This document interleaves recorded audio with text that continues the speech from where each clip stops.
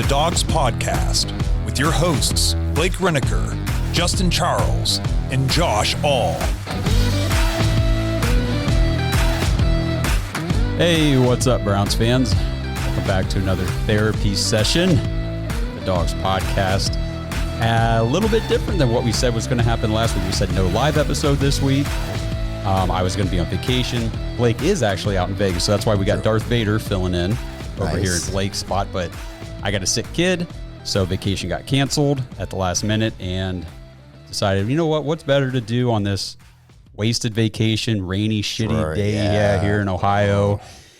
I don't need to be on the beach. I need to be in the studio with my boy Justin. Yeah. We need to be breaking down whatever that was. Yeah, we shall talk about these things. Yes. Yeah. I think before we do anything else, again, glad to see you guys here with us in the chat on YouTube. Thank you for joining in. Viewer discretion advised. There's going to be some language on this episode. I'm going to try to be good. I'm going to pull it out. I know you will. I know you already threw the warning out. Yeah. Justin is by far way, I mean, I dropped some words. Justin does me in pretty good. He'll curse me under the table. For sure. It's that 50% British, in me. I just can't help myself sometimes. So, so we'll see how it goes. But just, again, if you're listening to this after the fact or you got it up on the TV and there's kids running around, whatever, we are going to be, we're talking about the Browns, so you can imagine what kind of language. They will learn new vocabulary words. Yes, and new ways to use it. Very creative, hopefully, is what we're going to try to do here. So before we dive in, as we let the chat fill up, please, you guys, you know the drill. Please follow us on all the socials at the Dogs Podcast. If you're watching on YouTube, please like, subscribe, tap that notification bell. Continue to help us grow the channel. We really appreciate everybody who follows the show and interacts with us and just helps us continue to build this platform. And if you want more content with the Dogs Podcast, head to jointhedogs.com, become an official Dog Pack member. We just got Andrew Jackson in the chat. He says therapy. Yes, sir, it is therapy. He's one of our long-standing Dog Pack members.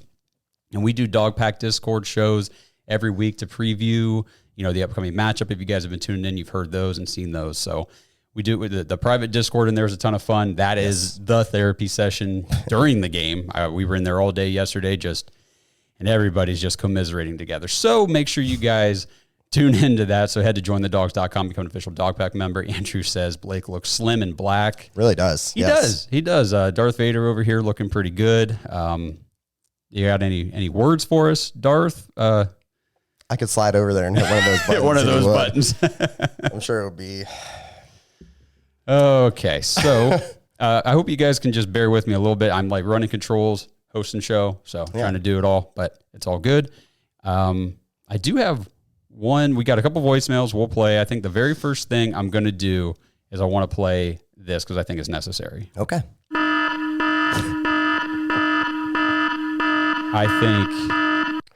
I think we're in big fucking trouble. Okay, I thought that was a voicemail. Okay. No. I was like, oh man, this is going to be very epic and probably really tough to listen to. But yeah, that's fair. I thought that 2 games ago. Yeah. Heading into the Giants game, I was like, oof, we can't look like that. We cannot look like this. And there's a trend, it's there is a 4-game trend. It doesn't matter if we're home, away. There is a lot of things going wrong right now. So yeah, that is very fair. Yes. Nicole in the chat, you nailed it. This team has no heart from the front office on down. Everyone's been a disappointment this year. Couldn't have said it better. We're going to dive into that. There's nothing from any, even like Kevin's post game bullshit is like, oh, we just need to get better. We're going to get to work on that tomorrow. Fuck that. I am so sick and tired of hearing that shit, man. Like I am so fed up with what I'm seeing on the field. But before we break it all down and go a little unhinged here, let's get Brad's voicemail to kick things off. Hey guys, what's up, Browns fan? This is Brad Moneymaker. I'm 6 feet from the edge and I'm thinking, maybe 6 feet ain't so far down. I mean, seriously. Do you guys got the matches, the firewood, the gasoline, light this whole thing on fire currently? Man, like I said, we're so back. The Cleveland Clowns. We're the Clowns again. Woo! It's just all over again. This whole game, the whole game. We looked like we didn't know how to be an NFL team. The only person maybe that actually looked good was Deshaun for once. And the rest of the team was straight just dumpster fire. Like, if you see a dumpster on fire, that's currently what this team is right now. Currently, straight dumpster fire.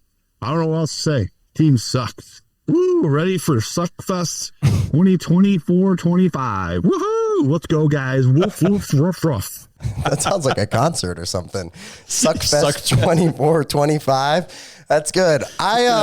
So that's very fair. Everything he said there was fair. I will say, if I'm going to take some positive things, Watson, I did think looked good. You know what I mean? If there was a bright spot, I thought he looked fine. Corey continues to be a serious weapon. Corey Bojorquez might be our best player on this team. We're on a reaction show talking about the punter. About the punter, yes. Yep. I did think there was bright spots. I thought Miles had a pretty decent game considering he's limited. Both of his legs are all messed up. They were literally using quick snap just so they could keep him on the sideline. Yeah, I mean, it was rough. It was definitely rough. I also thought Jerry Jeudy, I think that he's the go-to guy. He's wide receiver one? Yeah. Yep. We wondered when they signed that extension, we were like, ooh, maybe that's a little bit, quick fire on that. Maybe that was a little too quick on the pull the trigger on the deal. But I thought the chemistry between those two looks great. I thought that he made some plays. So, yeah, I agree, man. It's rough right now. It's very rough. Top to bottom, there's very few bright spots. But yeah, Corey B, keep doing your thing, man. If it's not for you, man, this game is possibly a lot different. No kidding. So I before we dive into all the bullshit and the negative, because that's really all there is, I think we just need to hover for a second over, and I forgot to throw some stuff on my screen. There we go for you guys. I got to hover over Deshaun Watson for a little bit here, just because you brought it up. Blake said, I think, because he sent us a couple things. Yes. He said, final thought for the show. First time since he's been here that I watched the game and thought Deshaun Watson was the best offensive player on the Browns during the game. And, I ended the game going, okay, Deshaun was clearly not the problem today. He was fine. Stat line ended, it wasn't great. No, it wasn't blow you away stats, 176 and a touchdown. And he did not have an interception. Amari Cooper had an interception. That's bullshit. But then I went and I looked, PFF stats came out today, and I went and did some deeper digging on all those metrics and stuff. And actually, if you look at it, Deshaun Watson he kind of had an elite game. That's right. Okay. He actually did, because like I said, the final stat line was not overly impressive, but if you think about a couple things. So first of all, he had a 75% completion percentage, which that's terrific. 3 out of 4 throws. That's terrific. Brilliant. And then his adjusted, which I always harp on, 83.3, which accounts for drop passes and throwaways and things like that. Yep. 0 turnover-worthy plays. Cool.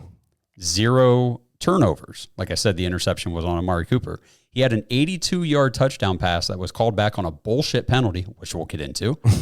And he also lost 30 or more yards on Amari Cooper's drop pass for an interception. Yep. So if you say Amari catches that ball like, a wide receiver should, and say the 82-yard touchdown stands, which it should, Deshaun Watson's stat line was 26 of 33 for 78.8% completion, 290 yards, 2 touchdowns, no picks. Yep. And then the rushing yards that he stacked on top of it. That's a damn good game. That's what the Browns brought him here to do. Sure. Yeah. Yeah, no, I mean, I after watching the game, even during the game, I was very impressed. All things considered, you know what I mean? Because I felt like the line was Swiss cheese again. They improved. I thought it got better in the second half, but the first half, I was like, Jesus, me and you could probably go out there and at least put hands on somebody. At least we're going to get knocked the fuck over, but Jesus Christ, can we put a hand on somebody? I will say this while we're talking about Watson. One of my things that I kind of I'd say I'm critical of is at times I feel like there's opportunities for him to step up and be a leader, right? Or kind of rally the troops. And, the body language isn't always great. I thought yesterday he was super engaged. Him pulling DeJuan Jones aside on the sideline after he ripped his ass. And then you even have Jameis over there talking to him. I thought that those were moments I need to see that all the time. And so I thought that was a huge step in the right direction. He did look engaged. He was moving people around. Jesus Christ, at one point he's going, hey, Ford, was it Ford? Yeah, it was Ford. He's like, hey, get the fuck back you're here. back here, bro. You're not even lying. Can you get back here? You know this guy's coming free release. Can you hit him and just at least chip him or something? So I thought he was very engaged. I liked what I saw. I mean, a lot of people are going to take away, the final drive or the opportunities where you don't cash, and obviously he was brought in to be that guy. But at the end of the day, I mean, and that entire, the end of the game there, our last opportunity to go down to score was just completely destroyed. I mean, and to no fault of his. Yeah. And I like him, hate him, whatever. You cannot just look at the stats from yesterday or the way he played and say, oh, he was the problem. Like, no, you can't blame if this one on him if you at think all. that, you didn't watch the game. Exactly, because the rest of this team, Yikes. and the rest of this team, Woof. I don't even know where to begin. I will say real quick back to the DeJuan Jones thing. Like, I know I saw some people kind of crapping on Deshaun for that, saying, oh, he can't be doing that stuff on the field. That's an emotional response. Yes. First of all, he had a guy. Like, that was going to be a good play, and he had to get rid of the ball way sooner than he was ready to because he barely got on his back foot to drop back on that throw, and the guy was already past Jones. Like, he didn't even touch him. Right. I mean, he ran right by him, and he ripped him, which I thought, good, rip him. These guys, they need to know this is bullshit, unacceptable play. I don't see the coaches doing it. Nope. I don't see a coach in the area going, hey, on the next drive or the next drive. I mean, we're talking, this is weeks of this. We're talking weeks and weeks of this now where it's just, if it's not one thing, it's another. It's just, and there's so many compounding factors that I'm even shocked that 3 weeks in a row we're in these games. You know what I mean? Obviously we won the Jacksonville game, but the mental mistakes, we still look sloppy. We look unprepared. Everybody, coaches involved, things are slightly cleaned up, but not really. If you go back and look at it, it's just so dysfunctional and just, it's almost not even I don't want to say it's not a pro team, but there's moments where I'm I feel like this would be a Blake Reniker moment where he'd go, these are basic fundamentals and that I coached 8th graders on. You mean blocking and fucking tackling? Oh, well, we'll get there. Yeah, we'll get there. But we have to address one side, one dysfunctional thing at a time. Got to try to keep it a little bit ordered here. Yeah, but I'm too ADD. You can't just be jumping around on me like that, dog. I feel like this is an ADD kind of response to the team, though. They just suck. And, I wore this shirt. This is our Cleveland football, whatever it fucking takes shirt from last year. Sure. And, that was the mentality last year. It was Kevin's mentality. It was the team. It was next man up. We were decimated across the board, and it didn't matter. This team came out with heart and fight, and it didn't matter if it was PJ Walker or DTR or Joe Flacco at the end. They came out and they fought hard, and they won most of their games because they had that willpower. And I pulled this out today thinking, I need to remind myself even that was last year because it feels like it was a long time ago. This team has fallen so far from what we had at the end of 2023. I don't even know where the problem begins. I mean, we could list some things off. We could start with some things. One of the big things I took away from yesterday, and I don't want to jump around and get too crazy, but I have legitimate concern about what's going on with Amari Cooper. We can talk about Amari real quick. We might as well. Okay. Is there a voicemail or anything? I don't want to, I'm pretty sure all the voicemails just say basically he sucks and we need to trade him, which, you know what? I'm kind of... So let me just run through some quick notes here. Amari Cooper currently leading the entire league in drops. Wonderful. He has the 5th most targets in the entire NFL, 34, and he's only caught 16 of them. That's a 47% catch percentage. Now, I know some of them are uncatchable, but still, there's a shit ton of drops in there. So I guess those are my only 2 notes, because then I moved into the bright spot of Jerry Jeudy, which you already kind of touched on. Judy's been great. Amari Cooper, I love what Amari Cooper's done while he's been in Cleveland, but right now, he sucks. He's terrible. It's crazy. I love Amari Cooper. To me, he's like the Nick Chubb version of wide receivers. He was just go to work, and whenever they show him, he just looks dejected and just not engaged. The interception ball was It couldn't have been any perfect. You can't hit him place it, literally throw it, in the middle of his chest. It hit him so good that it bounced straight up in the air and was picked off.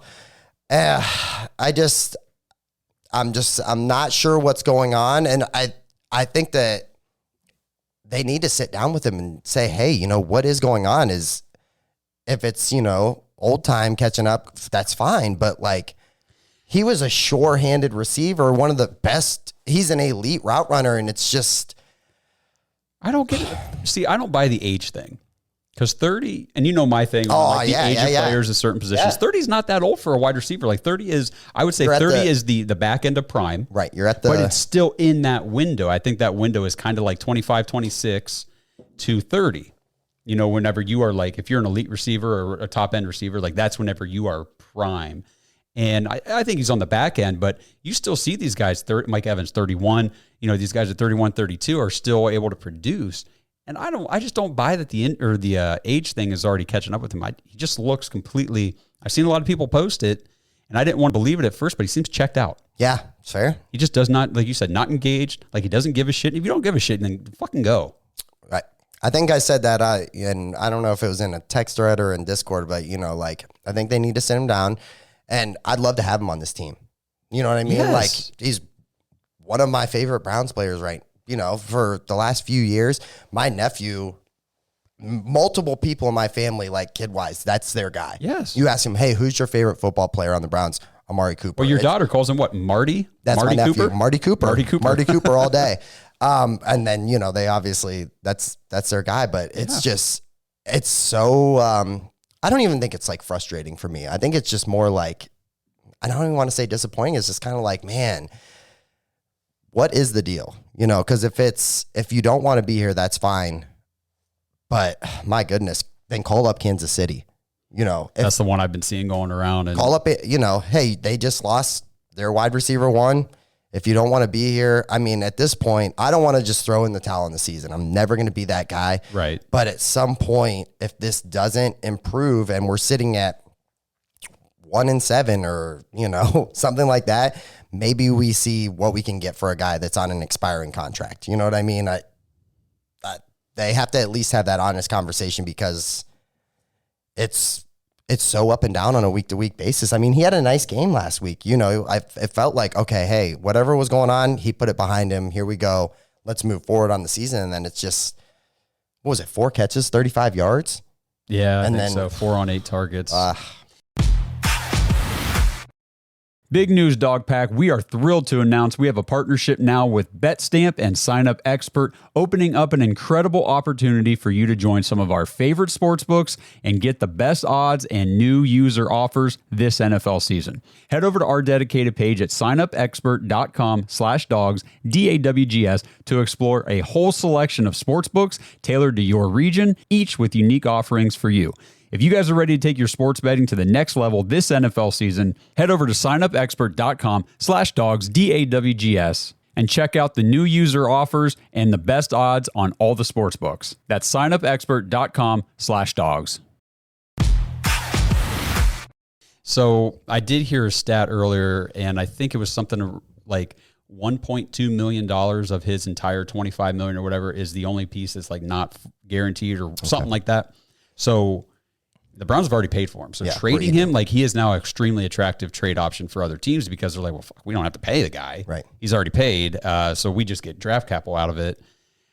Like you, I'm not ready to throw in the towel in the season, but we are 1-3 and we're staring down a serious 1-5 start to this season. If you don't think so, then you haven't been watching. This was the part of the season where we looked at and we went, stack the wins. Hey, let's put some wins together. And then when things get very, very tough, we have this stretch to fall back on, and at least we can, all of a sudden, hey, don't look now, but Washington, they look pretty damn good. Jaden Daniels looks pretty legit. If Gardner Minshew is kind of dicing us up, this kid is going to for real dice us up. And all it takes is 20. All it takes is 20 points. And might not even take that. Well, that's true. You know what I mean? Yep. Okay. I got another voicemail. Okay. Andrew Jackson has got a voicemail. But love before this I guy. play it, I wanted to say this at the top of the show and I forgot, but I want to remind everybody out there listening, watching, I want to remind us, we just lost to the Raiders 20-16. They didn't have Devontae Adams or Max Crosby. Their two best players, their best player on each side of the ball, was not available for this game. And we knew that a couple days in advance. It's not like it was a game time thing, like, oh shit, they're not going to be out there. We had ample time to... Came out Friday. We had ample time to game plan for whatever they had left at the wide receiver position or whatever. And it looked like we didn't do anything. So we can talk about that here in a second, but here's Andrew. What's going on, guys? Game just ended 15 minutes ago. I really don't know how to feel. I don't know. I don't know. Like, I feel like Watson played well. I feel like at times the defense played well, but majority of the time they played terrible. Amari doesn't know how to catch all of a sudden. Then all of a sudden he knows how to catch again. I don't know. I'm at a loss. I really don't know what to feel. I feel like in years past and different points of these seasons, we can be like, oh, if we fix this, we fix that, hey, we're going to be good. We'll be fine. That's all we need. But right now, I don't know. I'm dejected. I'm defeated. I'm just lost. I'm at a loss for words. I don't know what to feel. I don't know. But I do know that I'm going to go back and pour up some more Kentucky brown water and drown my sorrows. Love you guys. We'll love you too, dog. Absolutely. I wanted to comment on Darius here in the chat. Says the defense could not stop the Raiders from running the football. The Raiders ran for over 100 yards. Actually, would you like a stat? I have a good stat too, but you probably have the same stat. The Raiders ran for 152 or depends on where you check, 153 yards yesterday. Yes. And guess how many yards they had through the first 3 games combined? I saw 153 yards through the first 3 games, and then they put up 152 on us yesterday. That would be correct, Mr. Charles. Yes. So the Browns let the Raiders match their season high, their season total in one fucking game. They were 51 yards per game on the ground coming in. They were the worst. 32 out of 32. They were the worst team in the NFL at running the ball, and they carved us up. It's tough, right? I think the biggest thing that really kind of broke me yesterday was I thought last year we kind of thought, hey, maybe any running back that we line up against, we weren't going to get gashed anymore, at least. You know what I mean? Yep. Like we could at least go, hey, we can shut down their running back, and then, we have corners that can cover well, and, we can get pressure.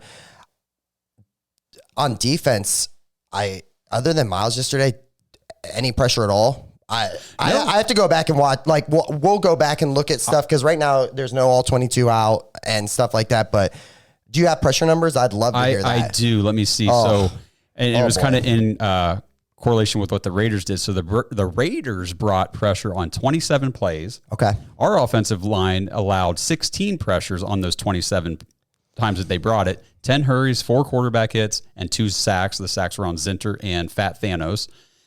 The Browns brought pressure on just 10 plays. And the Raiders allowed 9 pressures on those 10. And we only got 1 sack. So every time we brought pressure, they let us. They gave up that pressure.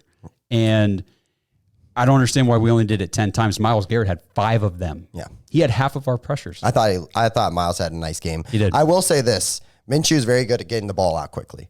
You know what I mean? The ball was coming out pretty quick. The other thing that is super concerning is all of a sudden we don't know how to tackle. Oh my God. How many ankle tackles? There was one play with Madison where I swear to God, he breaks 2 or 3 tackles, and then there's 2 guys on his back and he's running up the field. We still struggle with any motion. They ran a jet sweep for a touchdown yesterday. They ran a reversal for a touchdown. Now, Trey Tucker, anybody, if you're aware of this dude in fantasy, he's good. He was a Mr. Ohio. He's a speedster. He runs a 4.4. He's very good. Aaron Butler, good to see you crawled back out after they won. I called that right before we went on. Yes, you did. Good to see you, brother. But the tackling, it was inexcusable. I saw you sent something. You're like, hey, there was 11 missed tackles on run plays. I said, well, Jesus, how many was there on the pass plays? More than that. Okay, hit me with the numbers. Yes, please. I was reading an article. It's from Next Gen Stats last night, and this one just, I don't know. It had me feeling a whole lot of pissed off about our defense. The Browns allowed 99 rushing yards on 20 missed tackles. It's the most by any defense in a single game this season. And not only that, but you just brought it up. The Raiders are now the first team since 2009 to have 2 wide receivers score a rushing touchdown in the same game. It's great. It's great. Yeah. That's the Browns, you know. Has anybody ever heard of everybody DJ else set Turner records. heading into this game? Not a fucking clue. Right. Nope. Cool. Me either, bro. But I mean, I guess that's what happens when, your best player goes out and you got to bring, I don't even know if he's on the roster. I guess, I should have The Las Vegas Raiders had 7 runs of 10 or more yards, 5 that were 15 or more. How many did the Browns have? 1. Fords, 35, right? Yep. Yeah. Yes, sir. Woof. Woof, woof, woof.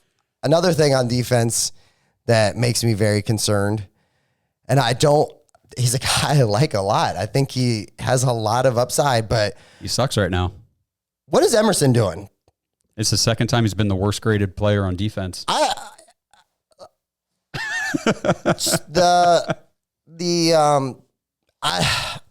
don't want to say awareness, but if it's third and 5 and you're playing 14 yards off of the receiver, I just don't get it. And then that even makes me more upset because not only did it happen there, but then it happened again. Almost, I think the next play, somebody needs to bring him over and say, hey, dude, you're playing way too far off. Jam this fucking guy at the line. What are we doing?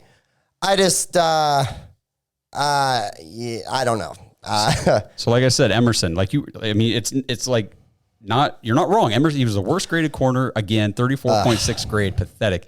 Denzel Ward actually also had a rough game. He allowed 4 catches on 7 targets for 53 yards. Most of those were to Jacoby Myers. Apparently, he just can't handle Jacoby Myers. Imagine if Devontae Adams was playing yesterday. He'd have had, Gardner Minshew had 130 yards. It's all it took to beat us because they were running all over the place. Getting a lot of. Don't forget the Brock Bowers jet sweep, fair. fucking tight end. Yes, yeah. Andrew Jackson. Thanks for reminding us. He's also very good. Come on, got to give him a little bit of credit, but still, come on, Browns. Let's see, what else did I have? So Minshew only had 130 yards. 90 of those yards came against Martin Emerson and Denzel Ward. It's tough. It's tough. As you can tell, we're just, look, show everybody your notes. This is what Justin does you did this during the game, right? No. Oh, this is after? Oh, I got off work today and, my kids, they wanted to put their Halloween costumes on because we got Halloween costumes over the weekend. So Wonder Woman was running around and Rapunzel was running around. And I just sat down and I just kind of started thinking of things that were hitting me. And I have just pages of it's almost, I said in a joke that if my wife found these, she would think that I was mentally unstable because it's rush game attack, non-existent. A lot of swearing here. Oh, Watson looked good. Game plan is boring, vanilla, predictable. Yep. Oh, Posey got hurt on an extra point. Line play still awful. Hudson, Jones, Zinter, struggle. Oh, yeah. So Posey gets hurt on extra point. Nick Harris has to come in to play center. Oh, okay. We're going down that road. Okay. So I guess the first row we'll go down real quick with Nick Harris is the holding call that called back the 82-yard touchdown to Amari Cooper was bullshit. Fuck you, NFL officiating. You guys are a bunch of fucking assholes. Myles Garrett watch any of his rushes yesterday. Arm around his throat, coming at the quarterback every time, never gets called. Nick Harris, textbook, blocks a guy. He's got his hands inside the pads. That's what you're coached to do. Yeah. Right there. They say, grab them titties. That's what you're supposed to do. Right. Okay. Yeah. I listened to so many people talk about this, and everybody was saying, if this is what's going to get called holding in the NFL, every play, we're screwed. Like the NFL's screwed. You can't run a play because this happens. Right. This is how they block. Right. You can't call that. That is inexcusable in the officiating. But what else is inexcusable is at a crucial time in the game, we're trying to score because, lo and behold, we missed a fucking extra point. So now we're down by 4. We can't just kick it to go to OT. We got to score a touchdown. Yep. And it's 1st and 10. 1st and 10, yeah. And we're where were we at? Like very close. The 12 or something? Yeah, we were in the red zone. We're in the red zone. And we're getting ready. Watson's going through his, pre-snap reads and everything, looking around, and Nick Harris snaps the fucking ball. Yeah. What are you doing? Yes. Oh my gosh. Yes. God. It's cool, bro. Don't worry. Get it out, man. I get it, dude. I got it out during the game, but I had to watch the game yesterday with my wife and a sick kid, so the whole time I'm like, I did not keep it in at all. I let it loose. Yeah, for a team that struggled to convert, first downs and just get 10 yards sometimes, starting off a crucial series, basically, where you're there. Like, this is do or die. This is the game, basically. And the ball, what the crazy thing is, that it was coming out of a timeout, correct? Coming out of a TV timeout. Yeah. So you have time to figure it all out. Because it was 2-minute warning, wasn't it? Correct. Yeah, okay. And then so we just immediately were behind the sticks. The thing that we talk about, like, we used to get frustrated about penalties and stuff like that. The penalties, don't get me wrong, there was huge ones. Like, they were just costly big ones when they did hit, like, the hold on Harris and everything. But, like, so you got to get 10 yards here. You know what I mean? You have 10 minutes. You have 2 minutes. You have all your timeouts. You got to get 10 yards. And at least you get those 10 yards. You're there. You're at the 2. Who knows what happens? And you just put yourself behind the sticks. You're at 2nd and 16. So obviously, you know what's coming. So we're pretty much throwing the next 3-4 plays, depending on what happens. And yeah, ball gets tipped on 2nd down, 3rd down comes around. Mari made a nice play, got 13 yards back. And then, just 4th and 3 and, game's on the line, and just the blind optimist in me, I'm sitting there and I'm like borderline, like having a heart attack, like heart's in the throat. I'm like tapping on my little bar thing in the kitchen because I can't just chill out because I've been here my whole life. And the thing that makes me sad about like these moments this year is like last year, these were moments like I felt like we got this. I didn't even feel like nervous, like all that like scared energy. I would just be like, hell yeah, let's go. Like, we're going to go win this game. I don't feel like that this year. This year, I just am like, I'm like, okay, like I've seen us try to do this a lot already. And it just. So what are we doing on that 4th down? So me and you have kind of talked about this. I mean, we might have differing opinions on things. So what? We only had the one timeout left, right? No, we had all of them. Oh, that's right. That's right. All of our fucking timeouts. That's right. So we go out and we're like trying to get them to jump offside. Correct. So we come out and it's like, okay, we're lining up on this 4th down play. Love you too, dog. But they put Deshaun Watson under center on 4th and 3, game on the line. And I'm like, well, that's not fooling anybody. Like, they're obviously just running this down. And like, if I was a defense, I'd just be out there doing backflips. Like, they're not running a play here. Like, you're not tricking anybody. This offense, the whole thing is broken. It's stupid. It is entirely stupid. Like, it is the dumbest, worst offense in the entire league. And then, so then we had call timeout. That's so, and then me, I think this is where me and you might see it differently, but like you have all your timeouts. So like, even if you like screw this up, you can at least stop them and at least, hope for a miracle again, which I don't know if wasn't going to happen, but it's fair. But then you burn the timeout and then it's game over. Then it's, I see what you're saying. Yeah. I don't understand why. I don't know. It's just frustrating. And I know a lot of people will freeze the play and go, look, this guy's open and this guy's open. Zinter doesn't even put barely a hand on anybody. No. Watson's flushed out. As soon as he got flushed out, I was like, shit, it's over. I think it was Jake Burns maybe on Twitter, which, he does all the play breakdowns and stuff. Burns and I love his yes. analysis. And he was talking about, first of all, it's 4th and 3 and all the routes went to the end zone. Yeah. The fuck are we doing? Right. Like, you don't need the touchdown here. You need 3 yards. Yeah. You got like a minute and a half left in the game. What are you doing? And then the fact that they ran everything was to the left side, to the short side, which is Deshaun's not his dominant throwing side. So now if he has to roll out, he's rolling out and has to kind of like twist his body to make any sort of throw. And you're right, the pressure was immediate, just like it had been all game. The field is basically, there's nothing then. Yeah, it's not like we cut it in half. We cut it into like a fourth. Correct. Yes. And of course he gets sacked. I mean, there's nothing he can do there. I mean, I know I see people like throw it up, just at least you have a prayer. He was trying to, first of all, he's trying to make a play. It's like the pressure. I mean, like you said, nobody's blocking anybody. Our offensive line. Oh my gosh. I'm going to go back and find this play because while we watched it live, so the big thing that I didn't want to see was I was just like, I don't want to see us spread the ball out with just 5 random offensive linemen and just pressures getting through all day. There was a play. We had our linemen. We had a tight end. We might have had 2 tight ends in because there was 7 guys blocking. They sent 5. 3 guys came through completely, basically untouched and sacked Watson in like 2.5 seconds. And I just looked at my wife and I said, how the fuck does that happen? Like, how does that happen where, I don't know.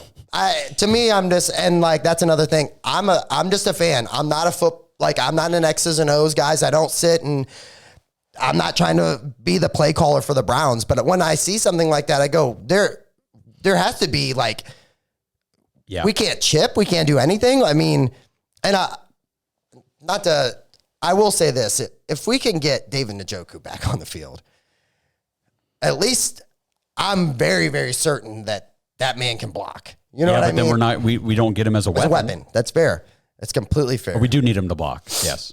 But so one thing that I see a lot, and obviously everybody's an expert on Twitter and everything, and they want to do the freeze frame thing and say, look, this guy was open, this guy was open, this guy was open. But what people don't understand is when you drop back to pass, like you said, like 3 guys come through untouched. As soon as you get, say you get immediate pressure and you're looking for your read off to your left side and you get pressure from that side, you immediately turn because now it's like that side's out. Like I have to move this way to avoid the pressure. And even if there's a guy wide open over here, doesn't matter. He's out of the fucking play. That route is toast. Yep. Because this guy on the backside cannot hold the block or whatever. So I'd be curious to, and this is going to be like some next gen stats, but how many throws did Watson get to actually throw where he was able to plant and actually throw the ball, not stay on his feet after the throw? Oh my God. There was a play, and I posted it on our Twitter, so go check it out if you want to see that. But DeJuan Jones, I mean, the defender rushes, he comes right through, and both him and Bitonio kind of chips him, and then he's got a man on this side to block. DeJuan Jones stands there. He's out here blocking air. There's nobody out here. Turns around and watches this guy run right by him. And Deshaun, I mean, that guy's coming straight at his face. Deshaun steps into the defender, throws the ball to Judy for a completion, but gets demolished on the throw. And I saw that over and over yesterday where he's just getting lit up. So, yeah, I think on the broadcast, if you watched, you could visibly see he was frustrated. Sure. But that was he wants to win. Like, he doesn't want to be out there getting knocked down every play because his guys can't do their job. But I don't think it affected his play. But that was like that's the thing. He for played me yesterday. very well. I was like, he was able to still be composed and make plays, and I don't know, guys. It's very, very concerning. There is a lot to be concerned about. This episode is brought to you by Manly Bands. Dogpack, if you followed the show for a while, you know that I recently got married. I got my wedding band at Manly Bands. Now, I opted for something a little more simple, so I just got a plain, simple, gold, polished band from Manly Bands, but that's not everybody. And I'm telling you, they've got so many cool different designs and materials available. They've got bands made out of Jack Daniel's whiskey barrels, meteorites, even dinosaur bones. It's so cool. Just head to manlybands.com, check out the selection, see what they have. They've even got build your own bands if you want to make a custom style band for yourself. And right now, use promo code DAWGS, DAWGS, at manlybands.com when you check out, and you'll get 25% off your order. 25% is a big deal. So make sure, if you guys are looking for a new wedding band, Blake mentioned last week or two on the show that, he's lost a lot of weight in the last year. And so his wedding band is a little too big for him. So he's thinking about getting a new one. And I told him, I said, just go to Manly Bands, see what they got. And the 25% off your order is such a great deal. You really can't beat it. So at least go check it out, see what they have. They've got some really cool stuff. And again, promo code DAWGS, DAWGS, if you decide to buy one, and you'll get 25% off of that purchase. If you don't know your ring size, you can order a free ring size guide. They'll ship it straight to you. You can punch out the little rings and put them on your finger to see which size fits you best. And then every single band you order comes with a free silicone ring for whenever you want to work out or go swimming or whatever you need a silicone band for. You get one for free shipped with your purchase of a Manly Band from manlybands.com. So check it out. Again, manlybands.com. Use promo code DAWGS for 25% off your order. If I can be positive for a second, because I want to be positive. We should probably interject a little positivity here and there. If I can be positive, and I know some people are going to turn this into a negative, but the fact that we can get like 2 heart and soul guys back in the next, let's say 3 weeks with Chief and Nick Chubb, I don't know if it'll matter. I was talking to a guy yesterday and I was like, he's like, Nick Chubb's coming back, blah, blah, blah. And I said, Nick Chubb, I love Nick Chubb. These plays where Ford is getting blown up in the backfield for -1 or just 0 yards, I think Nick Chubb can make those 2-3 yard games. But I like the way things are going as far as like the line and everything. There has to be improvements. There has got to be adjustments, whether it's strategic, whether it's personnel. I don't even know like the health status wise on like Jack Conklin. I don't know, he got hurt in a walkthrough and it's a hammy. So how many weeks is that? Yeah. Wills, I'm not sure about, if we could get some type of health back on the line and we're talking about, we had Harris, he was going to be, the fullback kind of, that was completely taken out almost immediately because Posick went down and Posick came back for a second. And then I think he went right back out again. But it's just... Yeah, I haven't seen an update on him yet today. You got Teller's going to be out for at least 3 more games. Yep. Bitonio's old. Yeah. Yeah, Bitonio does look old. And, we... Obviously, if you guys watch the show, we're big Andrew Berry fans. We're big Kevin fans. We'll talk about Kevin and the whole situation here in a second and everything. I know you guys want to talk about it. But Andrew Berry... Fuck you for making James Hudson be our left tackle right now. I'm tough. That guy can. We've said it since before the season. He really can't. He shouldn't be on an NFL roster. He should not be starting on any offensive line. I don't think he can't play in the Canadian League. Like he can't play. He can't play. He is awful. And DeJuan Jones, I'm sorry, but major aggression. And this goes back to comments that we had in the chat here before the episode started. Like, where's the accountability? Right. Where's the accountability? We've seen these stupid. You talked about before we started the mental mistakes. Oh my gosh, and costly. Yes, absolutely. And in critical moments. And are they not working on these things? Is there no Are they not having sit downs with anybody during the week? I have no idea what's going on, but this is not the team we had last year. This is not the way it was coached. And I think it was a huge mistake now to fire all of that offensive staff. The only one we kept was Chad O'Shea, who's over one of the position groups that's doing the worst in the wide receivers. Right. Fair. I mean, Andy Dickerson, I do have to give like a little bit of benefit of the doubt just because he's dealing with a whole bunch of shitty players right now, backups, injured tackles who can't be healthy, old guys, and all that kind of stuff. Guys. But it's the penalties. It's not knowing where there's, their assignments, missing blocks. Like, this is on you too, Dickerson. Oh, yeah. No, I mean, Nicole, she said AB neglected the O-line. 100%. You're 100% right. We were talking about it earlier, and it's very easy 6 months later to go, hey. Shoulda. Yeah. Shoulda. But how much are we missing that second round pick, whether it could have been addressed as a tackle or a guard or a wide receiver or, and it sucks because hindsight's 2020. Mike Hall hasn't played a game for us. And he's probably not going to for a while. Long time. I would expect him on the exempt list at least until everything is figured out. And then once everything's figured out, I would expect a suspension right on top of that. Oh, sure. You know what I mean? So it's just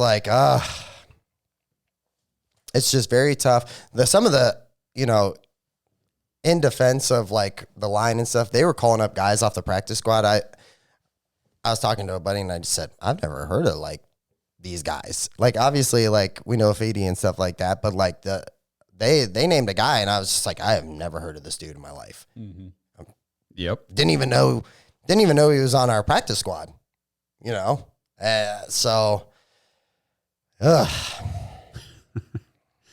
Well, yeah, man, I know. And it's tough. I feel like it's very tough. We've been trying to do I guess we've been trying to keep things kind of orderly here, but I think we are still kind of getting a little all over the place, which is fine. It's hard not to. What? Jack says Hall's case has been final.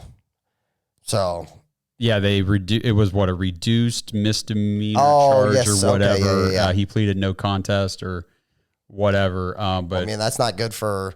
I don't know how these things work. Now they have to wait for sentencing or what? Or he was sentenced with I think it was jail time in there. Done, I don't remember.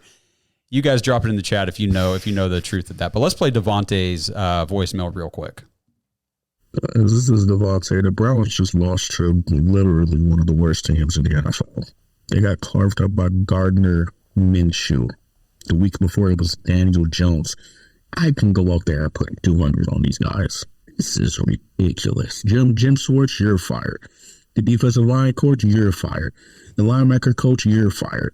There's no interceptions. No interceptions this year from the Cleveland Browns. 0. Defensive back coach, you're fired. This is pathetic. Kevin Stefanski. The first scripted plays, you are awesome. You really know how they say, stick to the script. But then after that, you're just lost in the sauce, my guy. You're lost in Lake Erie. And I don't know what to do to get you out of it. I don't care if you're two-time head coach of the year. I really, really, really, really, really don't. That does nothing for us right now in this season. You're horrible. I'm looking at Kevin. I'm looking at Jim. I'm looking at Ken. Yes. So Pee-wee's Burnt Pizza in the chat says, but how can you blame Dorsey? So first of all, here's a stat that I thought would be fun for everybody. And unless I was mistaken, I missed one in this, but the Browns did not convert a third down after their first drive all the way to the last drive. Correct. So no first down or third down conversions in the game. The first drive, cool. The very last drive, converted. Everything in between, nothing. We hit third down, it was a punt. Yep. Pathetic. Yeah. I know going into this game, we made an emphasis, and we were like, we got to get back to running the ball. At least keep them honest, right? Got to keep them honest a little bit, just a tiny bit, because you can't just throw the ball every play. By the way, Andrew Jackson, Jeff Swan, and Whitehard were those two tight ends. But I had Blake Whitehard. There you go. I had never heard of that dude that caught the touchdown heading into yesterday. But what were we talking about? Oh, the running game. Okay. Yeah, the running game. So this was a team that was giving up a lot of rush yards, right? Yep. So we were like, okay, cool. Hey, let's get Foreman. Let's kind of smash, do that Kareem Hunt kind of Nick Chubb thing. Obviously, those are different guys, but let me just read off a couple of these numbers here. Oh yeah, read them. All right. So if you take out Watson's 32 scramble yards, okay? Yeah. And you take out Jerome Ford's 35-yard run on that final drive, we ran the ball 13 times for 25 yards. That breaks down to 1.9 yards a carry. Don't run the ball then, I guess. Jesus, I guess I get it now, but. That's so bad, man. It's so pathetic. And what? I'm not fooled with play action. I'm not fooled by it. And this is why you see the team's defenses against us. The Raiders yesterday, 27 times they brought pressure where we only brought pressure 10 times against them. And we ran about the same amount of plays on offense, both teams. So it's not like the opportunities were a huge differential. They're about the same. Yeah. They bring 27 pressures during that game because they know they can. There's no threat of running the ball. And they're like, well, fuck, the receivers can't catch. So shit, blitz them. Yeah. And it works. The offensive linemen aren't going to hold anything. They can't block air. It's pathetic. So let's get back to Dorsey. Why maybe we can have this discussion because you're seeing it all across Browns Nation right now. Fire Kevin Stefanski. Fire him. He's done. Like he's terrible. And then you said he needs to give up play calling to Dorsey. Yeah. And so that's kind of like, I guess that would be your initial like solution to trying to at least fix I would the problem. say here's my thing, and I could be completely wrong here. This is just me, fan perspective, saying what we're doing right now, outside of that first drive on every game, the scripted drive, is not working. No. It is boring. It's predictable. It's super vanilla. When we do get decent yards, we hold somebody and we go back to first and 20 or some garbage like that. So my thing is, and another thing with let Ken, if you're going to we start this whole new offense, right? We get rid of everybody. Stump, you got to go. All these guys, we got rid of them. We're starting over. Why can't we just let the guy, we're rolling out his offense, correct? Why can't we just let him do the play calling? And if it sucks for 2 or 3 more games, well then, hey, it sucks. We're a crappy football team this year, I guess. But I know what I'm seeing is, it's not it. Something has to change, and I don't know what that change is. And there's a reason I'm not paid to make those decisions. But so I hear what you're saying, and it goes to what Pee Wee's saying in the chat. He says, "Serious question: would Stefanski be happy with being 4-0 but not calling plays, or would he rather be 1-3 but he gets to call plays?" And I'm leaning towards he'd rather be 1-3 while calling plays. I think that this goes back to stuff that we kind of debunked last year and everything too, like this Kevin Stefanski ego, like he has to call plays. Listen. I know that when we watch the games on Sundays, that's what we see. They show Kevin Stefanski. That's it. They show the offense or the head coach the entire game on the sidelines. We know he's calling plays and all of that. So that's where a lot of this comes from. But my solution is what I've been saying now for like 2.5 weeks.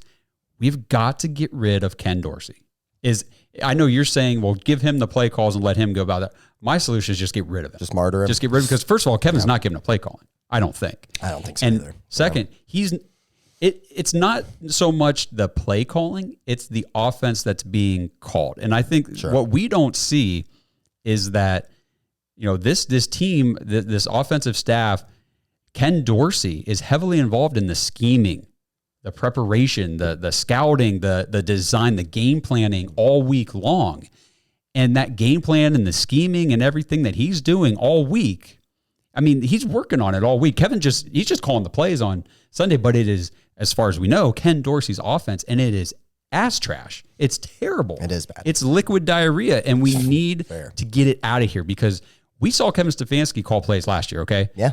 Guys, please don't forget, he called plays last year, and we won games. He game planned, he schemed, and we beat the 49ers with PJ Walker. We beat the Steelers with DTR. Like, we put out some really nice game plans with Kevin Stefanski's offense. Yeah. I think we just need to get back to his offense, get back to him calling his plays that he knows, and just this Ken Dorsey thing. We thought it was a mistake. Our initial reaction was it was a mistake, like Blake said last week. We talked ourselves into why it was a good move and all this other bullshit. We shouldn't have done that. We thought it was a mistake from the beginning, and it was a mistake. I think it could be very telling. I'm not sure that they fire anybody, right? I don't think so either. I don't think they fire anybody, but I do think it'll be very telling in the next, let's say we don't win a game the next, we might not. Washington, Philly, and then Bengals, I'm not sure. Who knows? We might not win another game, in that stretch. I would say if they came out and they fired Dorsey, that would be a message to me, like, okay, they want to get away from that. They obviously think that he's part of the problem, but then I don't know. I'm not in the locker room. You know what I mean? Right. I'm not in those meetings. Who knows, how it's brought up, but obviously they're sitting down, they're in the room together, and yeah. So the thing for me is we kind of, and you got to be, I'll be critical of Kevin. I mean, we've seen him do this kind of dumb shit before. How many years? It was years that we called, frustrated. Get rid of Joe Woods. The defense sucks, and he's the problem. Well, Kevin stayed pat, kept Joe Woods, and it held the team back in a lot of instances because the offense, remember with like Jacoby Brissett, the offense was humming at times. Mm-hmm.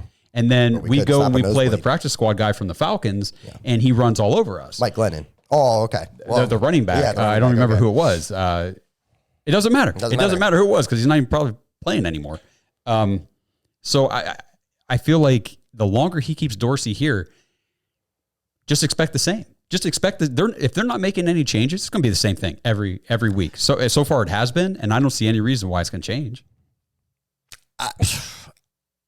My thing, and I don't think Haslam will be quick to pull the trigger on like firings and stuff like that, but like he can't come out of pocket for this roster over and over and over. And then this is the product. This is this. So, and I'm not a fire Kevin guy. I'm not a fire Andrew Berry guy. But at the end of the day, if the product is garbage and it continues to be garbage and we don't make adjustments and we keep coming out, it's the same story every week. We come out, we don't look like we want to be there. It looks like we've been in Vegas. But all season, you know what I mean? Yep. It's like we just hung out all night, and then it's just, and it's at so many levels. Like I feel like even the coaching, you know what I mean? Just execution. Like if me and you can sit here and go, these are problems. Yes, we should address these should be getting addressed during the week, and then we see it week to week to week, and it doesn't matter if we're in Cleveland or if we're in LA or Vegas or in a rainstorm in Jacksonville. It just is dog shit. Something has to give. And I worry that, we thought for a long time, hey, maybe we found our coach for the future. You know what I mean? This is a two-time coach of the year, but this feels very dysfunctional to me, which I thought, man, we've got away from this. You know what I mean? Like we've gotten away from the dysfunctional and like, oh, we have to fire, or we have to go to a different quarterback, or I thought we got away from that. And I feel like this season is just like, we're right back in it again. It's like. This episode is brought to you by Bodden Sports. Browns fans, Bodden Sports is your one-stop shop for all your athletic gear. Bodden started out perfecting and manufacturing the best balls in the business. Yeah, if that sounded dirty, that's more about your mind than my words. But hey, it's true. Baseballs, softballs, footballs, basketballs, volleyballs, soccer balls, you name it, and Bodden has engineered the highest standard sports balls available. And now they offer more than just sports balls. If you got kids playing baseball or softball, Bodden has batting gloves and bats to go along with both game balls and training balls. If you're into basketball, Bodden makes basketball specifically for indoor or outdoor use. Heck, Bodden even has all the equipment you need for pickleball, which is one sport that I hear everyone is playing, and yet I still never have. And I need to fix that soon. But don't miss the backyard game section of Bodden's website, where you can order everything you need for this upcoming outdoor season. Pool balls, backyard volleyball nets, croquet, bocce, horseshoes, cornhole, and more. Right now, you can get 10% off your entire order at Bodden Sports, BADEN sports.com/dogs, DAWGS, and use promo code DOGS when you check out. That's 10% off all the top quality sporting gear you need this season. BoddenSports.com/dogs. If I was Jimmy Haslam, and I don't know how they handle this kind of stuff, but I'm sitting there and I'm watching this on Sunday and I'm saying, I spend more fucking cash on this roster than any other team in this damn league. And I am the worst team. That is like, I don't think there's any argument. The Browns are the worst team in the league right now. Like, I don't see any, I watched most of the games yesterday, at least parts of them. I didn't see any other team that looked as bad as the Browns on the field. Like the Browns product on the field is terrible for what the roster they have. Yeah. I know there's injured guys and the line isn't great. We don't have like top end receivers, all that kind of stuff. Okay, I get it. but still the roster's good. Like it's not 1-3, in my opinion.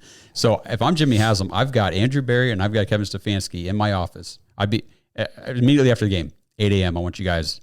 Office. We're gonna talk, and that's it. And honestly, I don't even know if I bring them in together. I might bring them in one at a time and just look at them and say, what's the problem? What's going on? And then you tell me right now what the problem is. And if you don't have it fixed by Sunday at 1:00, the next Monday's meeting is not going to be so nice. And it is. I completely get what you're saying, dude. The crazy thing for me is we're 4 weeks in. You know what I mean? Like I think there has to be patience, and I'll be patient as a fan. I'm okay with it. You know, like at this point, my expectations have been very, very tapered. You know, like I don't know how Okay, wait. How patient do you want to be? I have a chart. I have a chart for you. A chart? I have a chart. Very nice. This chart is your percentage chances, probability of making the playoffs based on your record. 14%. Okay. Well, you've seen the chart. I've seen this chart. So yes, at 1-3, according to this chart, is 21. But this is a very standard like breakdown. Yeah. Based on, I think it was since 2012. Since 2012, the stat is like 13-14%. I'll be honest.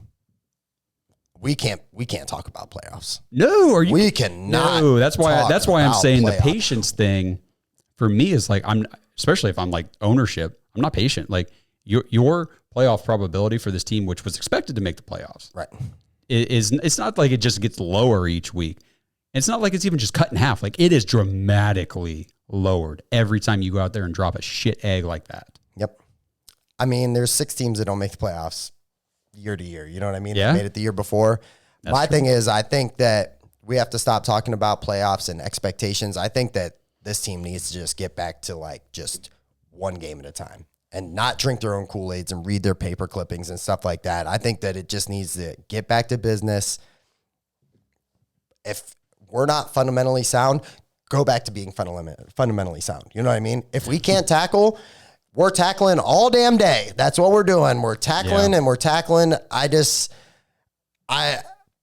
Obviously, like there's things that you can take away from that film, but man, there's a lot of things if I'm a coach going, hey, we can't do this. We can't do this. This is Alexander Madison shouldn't run through 6 guys and drag 2 more.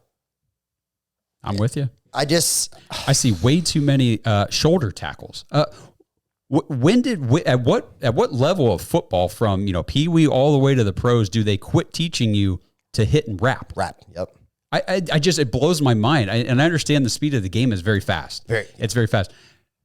But where does that that fundamental mechanics of football just disappear? How many shoestring missed tackles did you see yesterday? Because I can think of about a ton. 8, maybe on like 3 plays. It's just, B Skrills in the chat. Yes, I know the Jaguars are 0-4, but I'm telling you right now, that's a team that they're close to winning a couple games, and right now the Browns are not. We did beat that team. We did beat that team, but I'm telling you, right, it doesn't. All right, so let's just look ahead real quick. I've been talking to people about this. So we have the Commanders coming up. They're hot. Yeah, they are playing well. Hot right now. He's fun to watch. Yes. Yep. And we're going to their place to play, so it's away. And our offense averages 14.5 points a game so far this season. They just dropped 42 on the Cardinals. It's not going to be enough. On the road.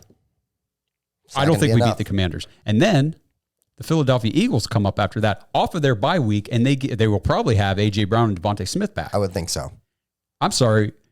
Jacoby Myers and Trey Tucker? Mr. Ohio. Is it Trey Turner? Trey Tucker. Trey Tucker. I don't even know his name. Trey Tucker. I know his name. Torched us yesterday. I'm pretty sure A.J. Brown and Devontae Smith are going to have a field day with this defense. What about Saquon? Oh. Did we not even think about that aspect of it? Oh, my gosh. Yes, Saquon's going to kill us. You're right. They won't even have to throw. What I will say is, and I'm just back to, let's just take this week to week. All right. Let's focus on Washington before we get too far down the road. But you're right, bro. You are 100% right. This can get very ugly very quickly. Things have to change, and things have to change. Like, we have to be in meetings all day today. We got to be Today can't be a day off. And we got to be having meetings on the plane on the way home, talking about things. The Browns coaching staff needs to find a way to quickly unpussify this team and inspire them. Yes, inspire them. It's the softest candy ass team I've seen in a long time. I mean, So we've got one voicemail left. This one's from Jonathan. We saved it for last because he actually sent us a positive voicemail. Is it Jonathan Nye? No. Damn no, there was no reference to ball fondling or anything. So no, it's not John Nye. It is Jonathan. So I'm going to play that in the chat. If there's anything else that you guys want us to touch on from the game, the missed extra point or whatever, stuff that we haven't gotten to because there's just so much shit to talk about, drop it in there. We'll try to hit it real quick before we wrap up. But here's Jonathan. Well, hot dang, Browns fans, that was not fun to watch. Yeah, I'll leave it at that. This is Jonathan in Columbus, and I'm going to try and be positive. So despite what I just said, I'm going to throw a few things out there that are good, all right? A few rays of sunshine. All right, so here's one. Positive thing number one. We got a lot of games left, and that means we got a lot of time to sort out all the things that we need to. So there's still time to get to the end of the rainbow and be like, we're going to the Super Bowl. So there's still hope. If any of you are even thinking of uttering the phrase like there's always next year, shut it. We got a lot of time. I don't want to hear it. Number two, I'm not as worried about Deshaun now for at least a couple games because we have so many other problems. Looking at you, O-line.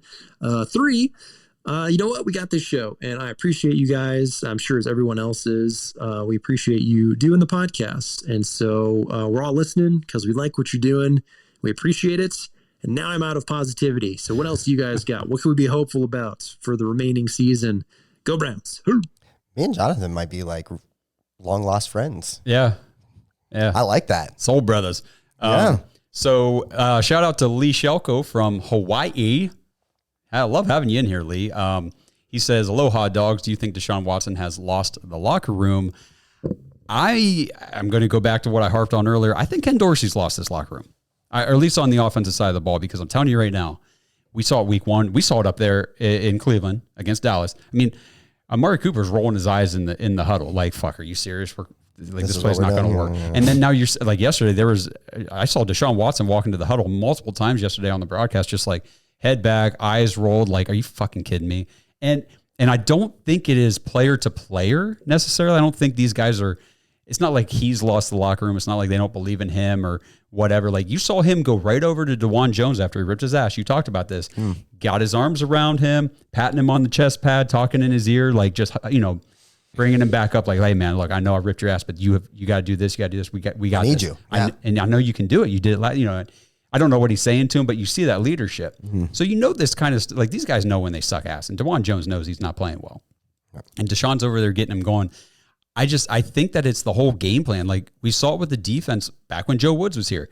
They did not believe in the defense that was being called. You saw these guys quit on the field. I remember John Johnson at times just being like, fuck, I'm not even going to cover this guy. Just go. Myles Garrett would go to the press conference and just be like, I don't know what we're doing. I'm like, what? Yeah, and so I don't think it's necessarily a player losing the locker room. This coaching staff has got to be careful. They got to tread lightly because they are very close to fucking this thing up very far beyond all repair.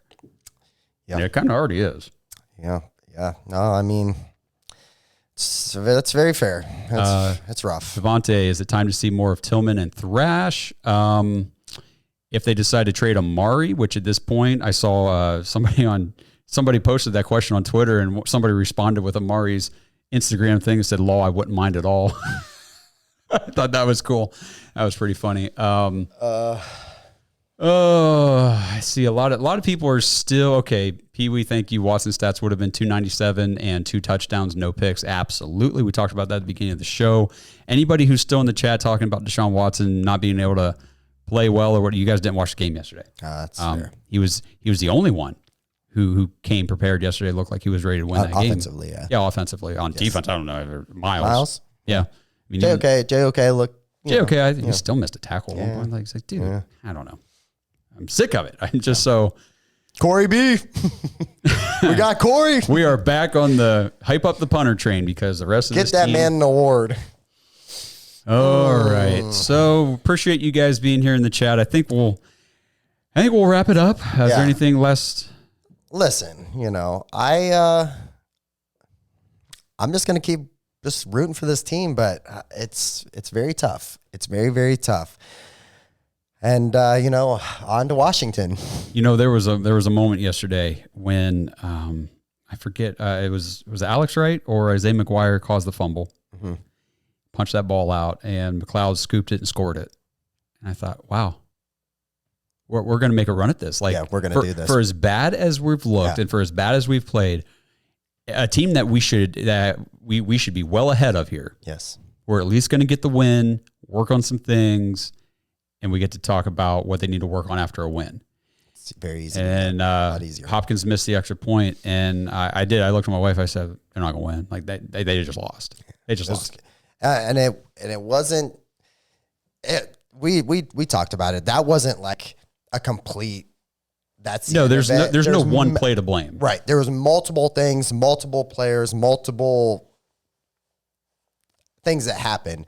But man, that changed the complexion of the game moving forward. You know what I mean? Especially where we were anemic basically on offense.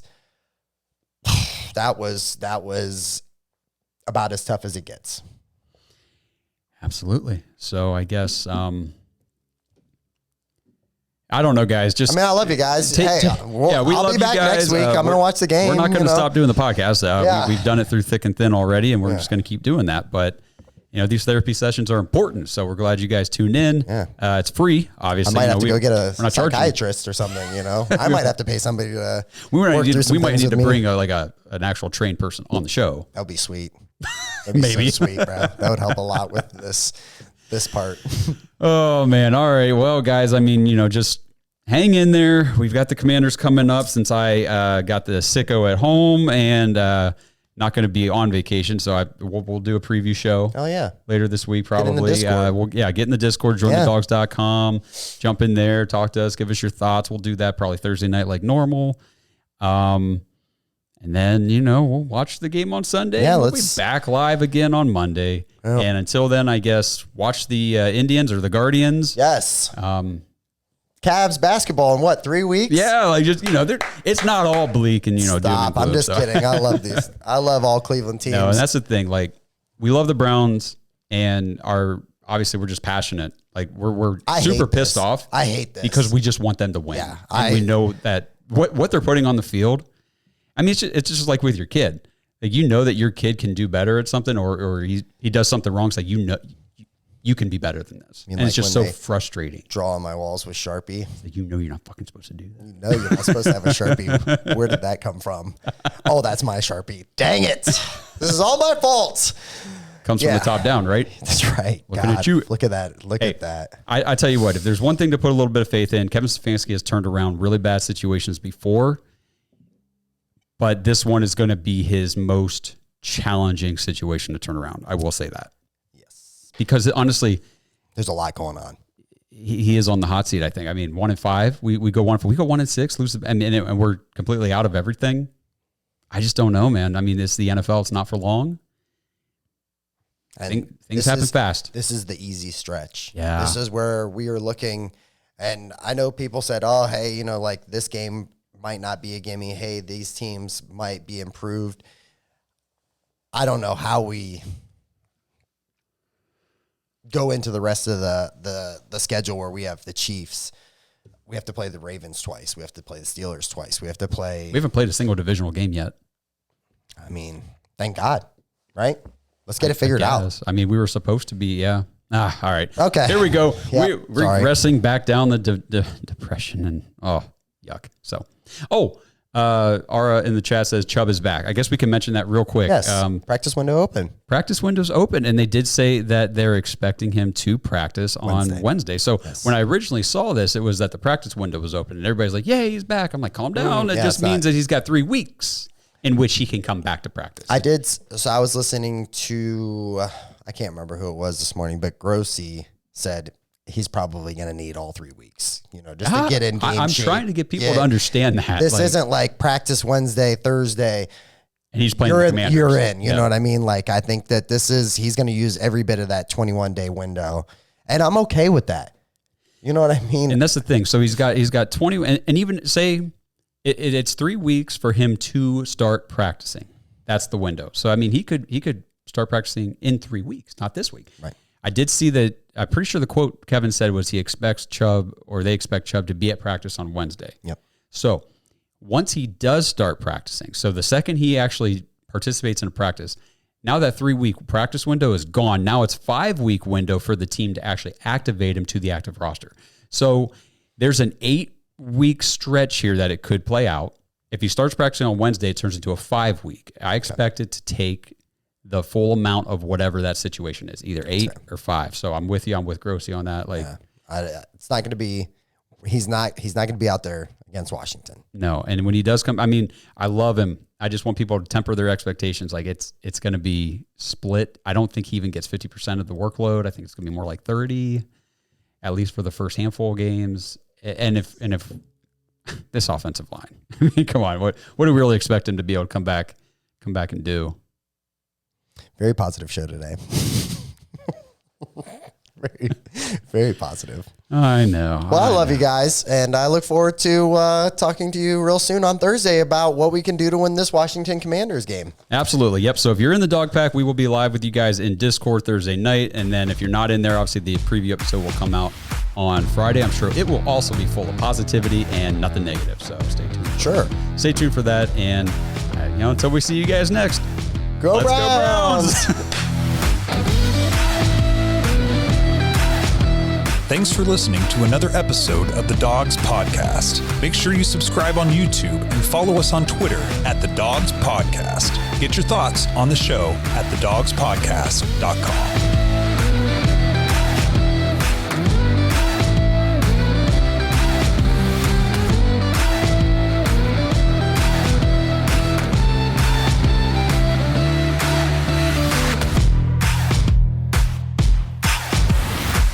This episode is brought to you by Danger Coffee. Browns fans, we talk about how Danger Coffee is made free from mold toxins that are in 45% of the world's coffee, but that's not all that Danger Coffee has to offer. Mineral and nutrient deficiencies are a big deal. They make you feel sick, tired, stressed, and they can give you brain fog. These deficiencies negatively affect your immune system, your digestion, sleep, metabolism. Have you ever wondered why you get an initial burst from your coffee, but then you get that little crash not long after? Danger Coffee's patent-pending process remineralizes your body with more than 50 trace minerals and electrolytes, leaving you more energized, engaged, powerful. These micronutrients enter the cells to boost performance. They bind to toxins to provide detoxification support. I know that sounds like a lot, but the bottom line, guys, is minerals matter, and most of us really don't get enough of them on a daily basis. Danger Coffee delivers micronutrients, plus it gives you access to the minerals you already have. Head to dangercoffee.com, use our code DAWGS, DAWGS, for 10% off your order. And that code can be used over and over. So you get 10% off every order you make using code DAWGS. It's time to start every day off with a cup of coffee that gets you going and actually keeps you going. Dangercoffee.com, code DAWGS.